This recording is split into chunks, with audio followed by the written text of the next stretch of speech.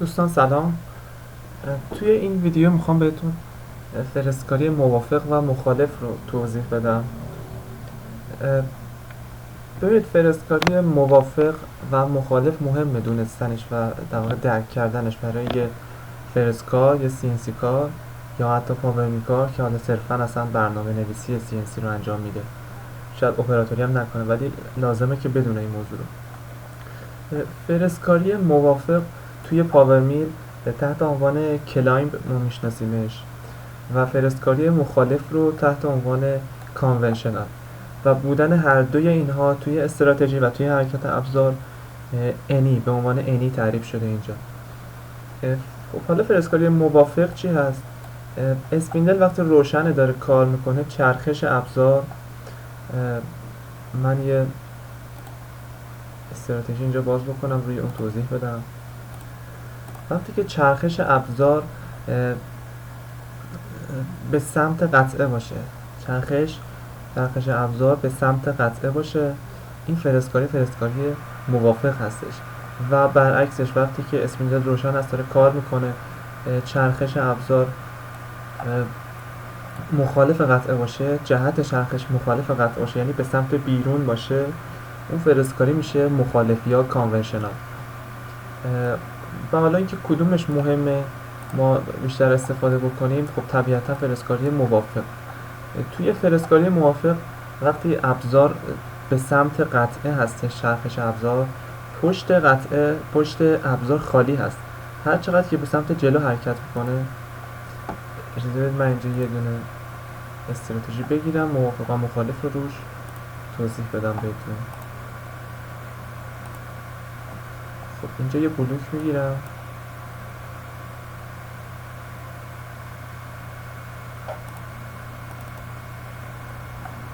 یه مقدار بزرگش میکنم.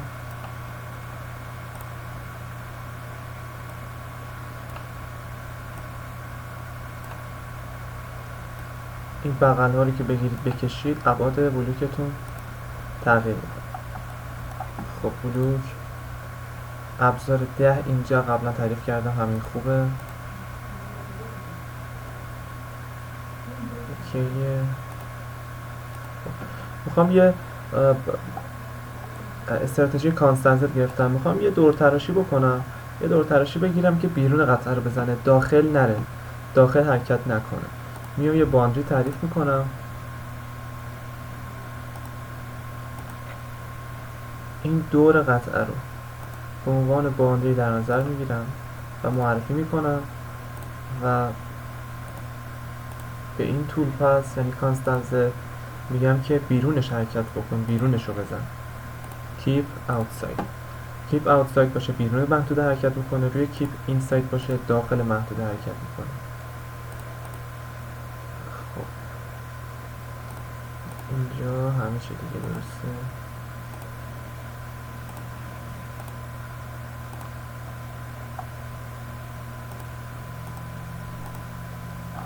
خب موافق و مخالف رو اینجا ما تعیین میکنیم.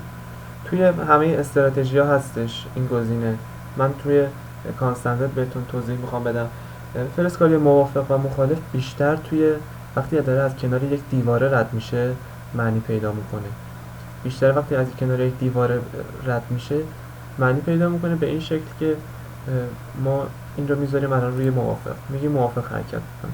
یعنی چی؟ یعنی میگیم چرخش ابزار وقتی داره از کنار این دیواره حرکت میکنه و باربرداری انجام میده به سمت قطعه باشه، به سمت قطعه باشه. نکته اول، نکته مهمی که داره، خوبی اولش اینه که زیاد پلیسه نمیکنه، قطعه زیاد پلیسه نمیکنه و کیفیت سطح بهتری به ما میده، باربرداری راحت تر انجام میشه و ابزار وقتی حرکت میکنه به صورت موافق سر و صدای کمتری داره، مخصوصا جایی که جنس شما سخت هستش، متریالتون جنس سخت هست، فولاد آلیاژی از جنس سخت مانند مثل VCN یا 4130 4140 یا کرس که فولادهای خیلی سختی هستن. وقتی در واقع برای اینها دارین و برنامه میگیرین تا جایی که میشه و شدنی هست سعی بکنید روی گزینه کلایم بذارید وقتی کنار یک دیوار حرکت میکنه ابزار. و گفتم یکی این که باربرداری راحت‌تر انجام میشه، سر و صدای کمتری داره ابزار، به ابزار فشار کمتری میاد، طبیعتا به قطعه هم فشار کمتری میاد، کمتر پیلیسه میکنه و کیفیت سطح بهتری ما میده. خب ببینید شروع استراتژی من از اینجاست، از اینجا حرکت میکنه، گذاشتم توی کلایم یعنی موافق. پس حرکتم به چه صورت هست؟ ابزار داره راستگرد میچرخه، پس چرخشش به سمت قطعه است، پس داره به این شکل حرکت میکنه.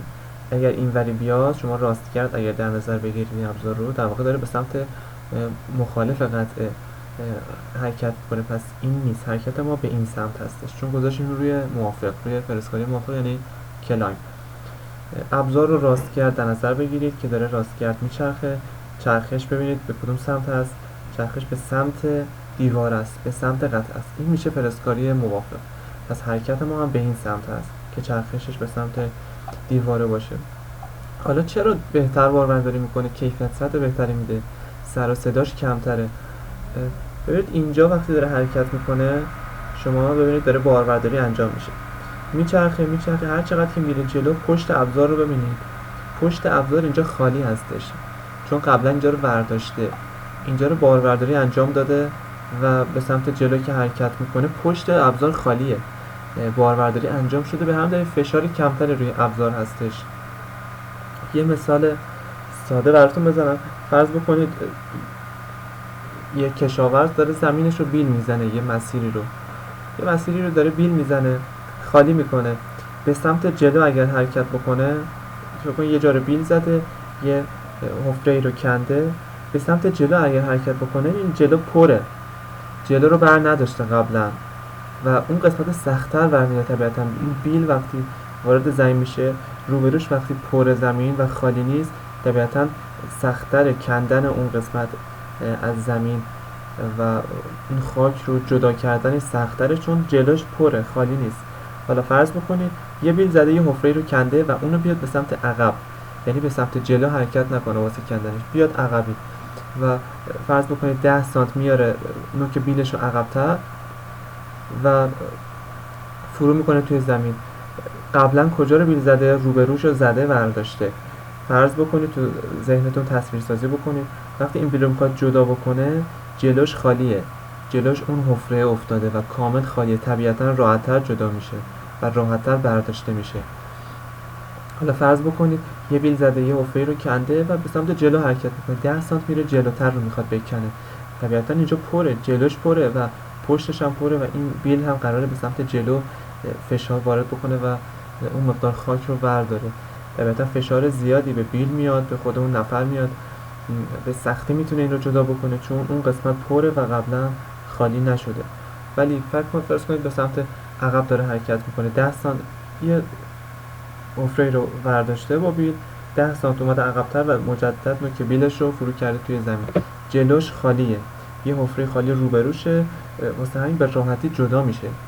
جلوش وقتی خالیه این به راحتی جدا میشه، یه فشار کوچیک که بیاره به بیل یا به سمت پایین این مقدار خاک رو جدا میکنه به راحتی چون جلوی بیل خالیه و قبلا برداشته شده. اینجا هم یه همچین حالتیه. اینجا رو ماشین کاری کرده، ببینید ابزار من قطر 10 هستش و داره میچرخه، به قطر 10 اینجا ماشین کاری انجام شده، باربرداری انجام شده. خب فقط روبروی ابزار، جلوی ابزاری که بار داره، وقتی به سمت جلو حرکت میکنه پشت ابزار رو ببینید اینجا رو قبلا زده دیگه، پشت ابزار پس خالیه، چون پشت ابزار خالیه باری نمونده و به سمت جلو داره باربرداری انجام میشه، فشار روی ابزار کمتره. به همین دلیل هستش که وقتی موافق حرکت میکنه ابزار یا فرز فشارش کمتره، سر و صداش کمتره، کیفیت سطح خیلی بهتره. به این سمت دوباره براتون توضیح میدم. اینجا رو برداشته، باربرداری کرده، راستگرد داره میچرخه، پشتش پس طبیعتا اینجا الان خالی، اینجا رو برداشته خالی کرده. وقتی به سمت جلو حرکت میکنه یعنی چرخشش به سمت دیواره هست، تصور بکنید اینجا باربرداری انجام شده، به سمت جلو که حرکت میکنه پشتش خالیه، پشت ابزار من خالیه و فشاری روی ابزار نیستش. از جلو باربرداری انجام میده دیگه، از پشت باربرداری انجام نمیده چون قبلا اینجا رو برداشته، پشت رو خالی کرده. حالا فرض بکنید داره مخالف حرکت میکنه، راستگرد داره میچرخه و به این سمت میاد. من از اینجا توضیح بدم بهتون. فرض کنید اینجا بخواد شروع کنه کارش رو. ببینید اینجا رو الان خالی کرده، اینجا رو الان خالی کرده و چرخش ابزار رو ببینید. راستگرد اگر باشه میشه به سمت بیرون قطعه، به سمت مخالف این دیواره میشه چرخشش و پشت ابزار اینجا خالی نیستش. بارورداری انجام شده، کندر هر چقدر که میره جلو بارورداری به چه شکل انجام میشه؟ میکنه از روی قطعه کار رو.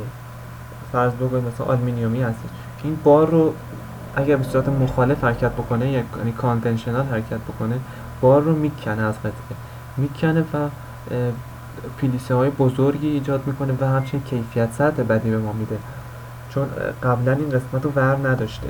هر چقدر که میره جلو داره تازه بارورداری انجام میشه و طبیعتا فشار روی ابزار زیاد هست چون پشتش خالی نیست. وقتی داره مخالف جهت قطعه حرکت میکنه و بارورداری انجام میشه. وقتی که فینیش میخوایم بکنیم، در واقع مرحله آخر کار ما هست، فرض بکنید دیواره رو بارورداری کردیم، میخوایم فینیش بکنیم، حتما روی گزینه کلایم بذاریم. باز بستگی داره به استراتژیتون، قطعتون و فرم قطعتون، ولی تا جایی که امکان پذیره حتما ماشین کاریتون رو، استایلش رو روی کلایم بذارین، روی موافق بذارین. توی فینیش بسیار مهم هست این گزینه، حتما ازش استفاده بکنید که کیفیت سطح بهتری بهتون بده و پلیسی کمتر بکنه، پلیساشو بعدا راحت‌تر بگیریم، سر صدای کمتری داشته باشه و فشار و ابزار و قطعه کمتر بیاد. توی فینیش این خیلی مهمه که ازش استفاده بکنید. ولی خب یه وقتایی می‌خواید خشن‌کاری انجام بدین، ابزار بزرگی بستین، میخواید تو زمان کمی این ماشین کاری رو انجام بدید و جنس شما یه جنس نرمه، آلومینیوم، زیاد فشاری روی ابزار نیست، راحت بارورداری انجام میشه. برای خشن کاری چون ما کیفیت سطح نمیخوایم توی اون مرحله و صرفا میخوایم بار رو سبک بکنیم که بعداً فینیش بکنیم و کیفیت سطح رو اون موقع ازش بگیریم. برای خشن کاری چون ماشین کاری اولیه هست و تیکنس میذاریم از بغلا، از کف بار میذاریم بمونه برای فینیش، کیفیت سطح برای ما مهم نیست. جنستون هم اگر نرم هست خیلی مهم نیستش که کیفیت سطح ما بده، چون قراره که بعدا فینیش بکنیم. اون رو میتونیم روی انی بذاریم، یعنی هم موافق حرکت بکنه برای خشنکاری، هم مخالف حرکت بکنه. چون تو اون مرحله ما کیفیت سطح نمیخوایم، میذاریم روی انی که هم زمان ماشین کاری ما کمتر بشه برای ماشین کاری رافینگ یا خشنکاری، زمان ماشین کاری ما رو کمتر میکنه گزینه انی و کیفیت سطح هم که اصلا نیاز نداریم. و برای فینیش روی گزینه کلایم میذاریم استراتژیمون رو و یک کیفیت سطح خوبی ازش میگیریم. بیشتر وقتی از کنار یک دیواره حرکت میکنه ابزار، اونجا معنی پیدا میکنه فرستکاری موافق و مخالف. کلایم و کانونشنال وقتی که از کنار دیواره حرکت میکنه بیشتر اونجا معنی پیدا میکنه. شما وقتی یه برنامه رستر میگیری میخوای این رو بزنی، نیاز نیست بذاری روی کلایم، چون دیواره اینجا نیست، اینجا داره صاف حرکت میکنه، مثلا 5 میل جابجا میشه، یه بار 3/10 هم داره برمی‌داره. دیواره ای نیست که ابزار بخواد تحت فشار باشه. روی کلایم بذاریم فقط زمان ماشین کاریمون زیاد میشه و حرکت‌ها بی‌دلیل زیاد میشه، نشست و برخاست ابزار بی‌دلیل زیاد میشه. وقتی که دیواره ای نداریم، با این که فینیش هست روی انی میتونیم بذاریم که هم موافق بره هم مخالف بره. پس بیشتر وقتی که کنار دیواره ابزار ما حرکت میکنه، این فرستکاری موافق، کلایم و کانونشنال بیشتر اونجا معنی پیدا میکنه. باز توی مثالهای دیگه بهتون توضیح میدم بیشتر که قشنگ جا بیفته براتون. مرسی که تماشا کردین ویدیو رو. شب و روزتون خوش.